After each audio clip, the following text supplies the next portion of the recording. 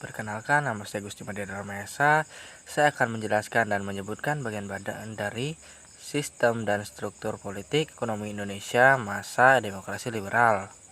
Demokrasi liberal sendiri adalah sebuah sistem politik yang umumnya digunakan di negara-negara Eropa modern dan serta digunakan di Indonesia sesuai proklamasi kemerdekaan Indonesia hingga awal demokrasi terpimpin.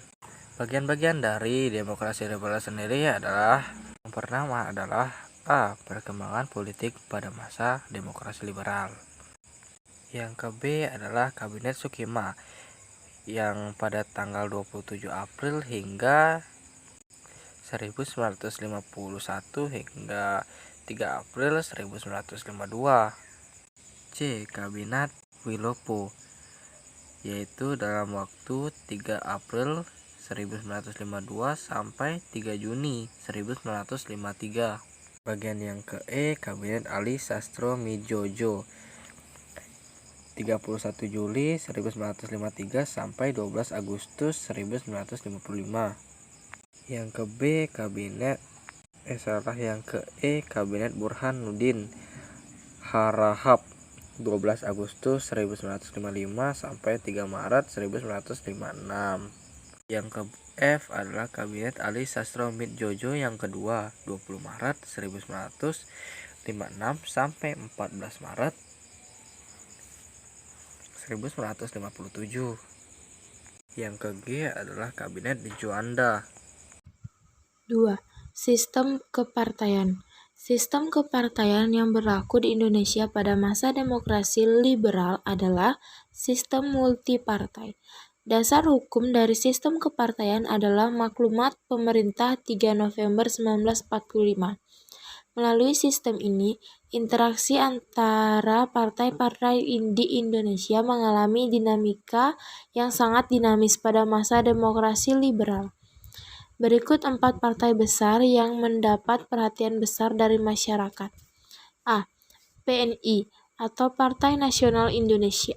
PNI merupakan partai yang berideologi nasionalis dengan basis utama kalangan pegawai kantor dan elit dalam birokrasi.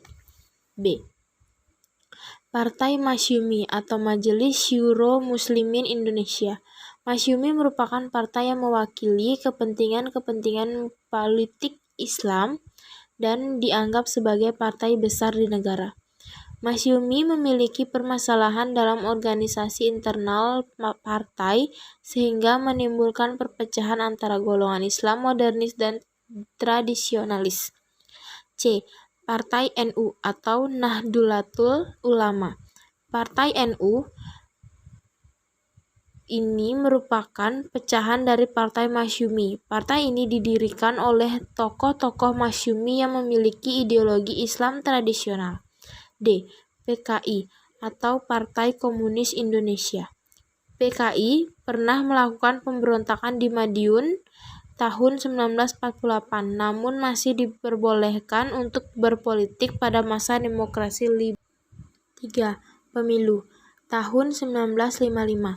Pemilu pertama tahun 1955 memiliki arti yang sangat penting kaitannya dengan upaya menata kehidupan bernegara RI, yang waktu itu usianya masih relatif sangat muda.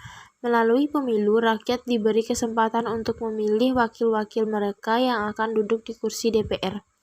Pemilu memang menjadi agenda penting bangsa Indonesia waktu itu, karena dengan pemilu diharapkan agar segera terbentuk pemerintahan yang demokratis dan dapat menjalankan program-program perbaikan ekonomi rakyat.